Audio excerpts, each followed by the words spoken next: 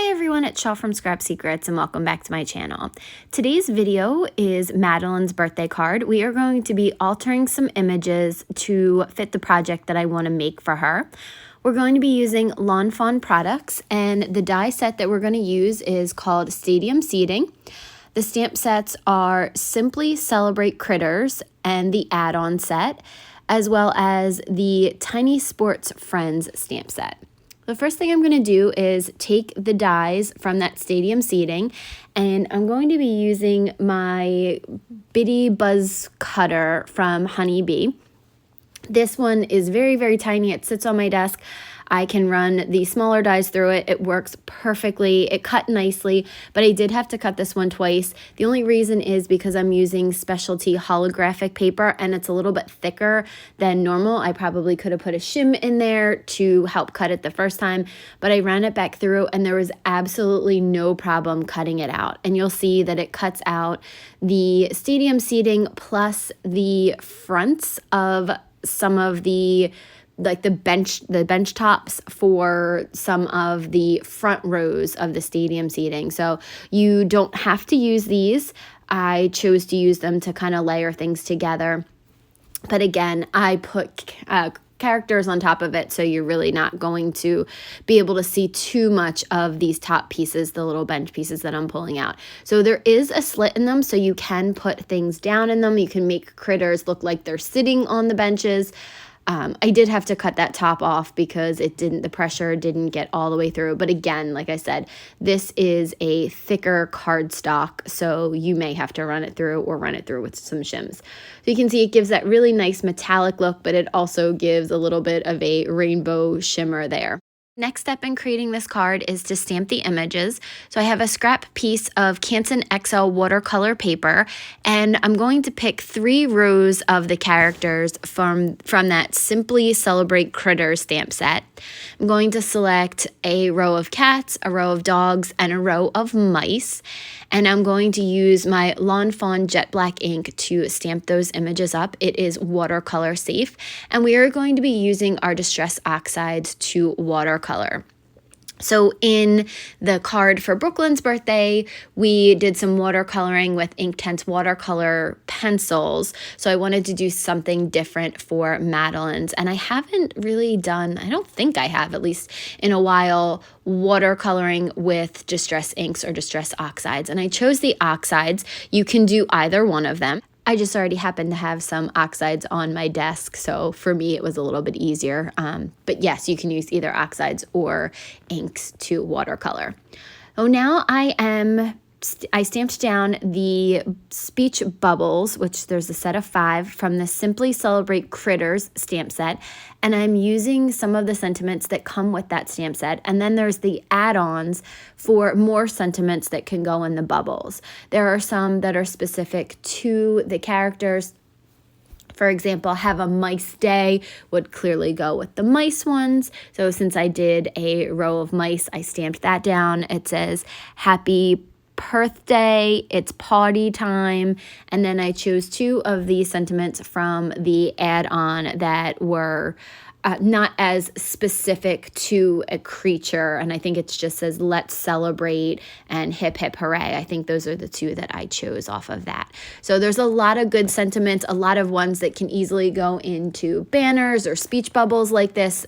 You don't have to just use these with this set. That's what I love about the Lawn Fawn products. You can really use them with a lot of different sets. You can mix and match the animals, the critters from a bunch of different sets and have them go together. They do a really nice job of coordinating the animals and the sizes of most of their stamps so that you can mix and match, because you guys know that I love doing that because it will stretch your supplies.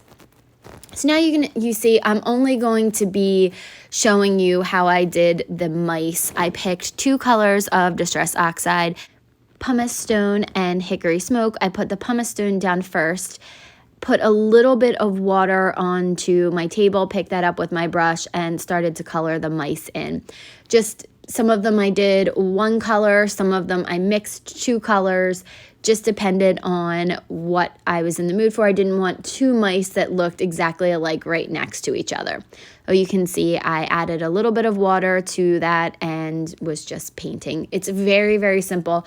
For me, this is such an easy way to watercolor. I'm not great with straight watercoloring. I find using Distress Oxides, Distress Inks, and even the Inktense watercolor pencils so much easier for some reason than using a watercolor palette. So if you guys have a tough time with watercolors, I would highly, highly recommend trying it with Distress Inks or Distress Oxides if you have them. If not, maybe get a small set of the Inktense watercolor pencils. They are very vibrant. You can use any watercolors. You could even use the kids' ones. So I highly recommend doing that because watercoloring is really a lot of fun. So I finished coloring all three of those rows. I cut them out with my Brother Scan and Cut, and now I'm going to glue them down to the seats and then glue them to the top. Now you can see that some of them are longer than the seats, like the mice were going to go at the top. I probably should have put them more towards the top, the ones that didn't have the seats on it that I was going to put on, the top three rows. I probably should have put them up there because once I put the dogs on, they pretty much cover the mice. I tried to stagger them a little bit. I didn't have any foam tape, so I was trying to add another layer to the back of it to see if that would work, like cutting out a small strip of watercolor cardstock, but I ended up just gluing it right down. You can see what they are. It doesn't really bother me that much, but again, if I had to do it over again, and that's what I would do. So I glued all those guys down, and then I just fussy cut out the talk bubbles or the speech bubbles because they were fairly easy cuts. Again, you'll see me moving the paper, not really moving my scissors. And sorry, I tried to be as on camera as I could, so I cut some of that out because I was not exactly on camera. But you'll see that I move the paper and not my scissors. It gives it a cleaner cut and it makes it a lot easier. I fought this for a really long time, and I tried it once and I was like, God, this is so much easier. So if you have trouble fussy cutting things out, move the paper, not your scissors. I'm just trying to figure out how to put this all together. And we still have some more stamping to do because we haven't even gotten to the altering the stamp part. Madeline is a flyer in cheerleading, and she's been for a couple of years. She absolutely loves it. So I wanted to use the stadium seating, and I wanted to have her represent her doing a stunt, going up in a flyer. So the stamp set that's called Tiny Sports Friends has a couple of different sports in there, but none of them are cheerleading and none of them are wearing skirts. So what I decided to do was I inked up the images. I took off a little bit of the ink from kind of where the pants would be connected or the shorts would be connected, and I made them into skirts. The character on the very right is actually a boy. I'm going to add some hair to, like some extra hair to make it a girl with really, really long, kind of like curly hair, to make it fit what I need. So I looked all over and I couldn't find any cheerleading stamps other than a honeybee stamp set that I had. And I was like, well, that's not really going to work because it's a huge hedgehog and it's so proportionally wrong. So not that this is really proportionally right, but it looked more realistic than the other one. So you'll see that I drew skirts onto them. I know their shirts are a little bit different. One has a star on it. The other two have stripes. You could have tried to block the star out on the shirt. I thought that I could get away with two, but then I realized I wanted the girl in the middle to be up in a stunt. So the left and the right images are going to be holding up the center image. So I just altered it and made skirts. The middle and the left one had spikes on, so they had cleats like they were baseball or soccer. I just cut the bottoms of those off and they just looked like shoes, so that fit perfectly.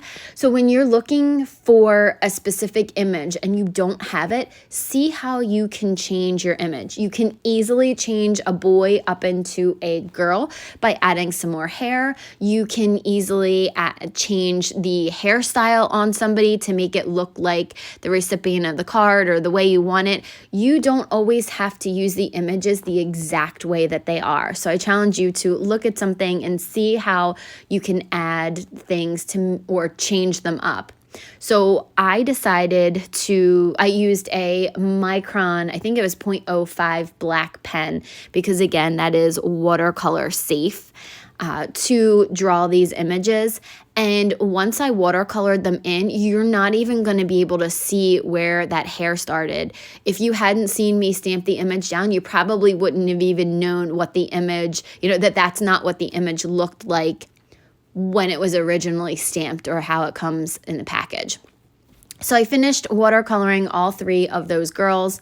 I did cut them out with my brother's Scan and Cut, and now I'm using a Honeybee Stamps, I think this is called Distressed Brick stencil, and it's for the House Builder add-on, I believe.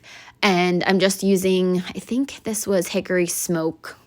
It was either Hickory Smoke or Pumice Stone. I just wanted to give kind of a wall for the background. The places that we've gone to watch Madeline, there's always been in like a convention center, gym. There's always like cinder blocks behind it. So I just wanted to give that impression. But again, I also wanted it to be in scale. So I found this one, and I think this is, I think it is called Distressed Bricks. I think that's what it's called. And then on the floor, they always have, like most of the places that we went had like a gray mat for the girls to tumble on.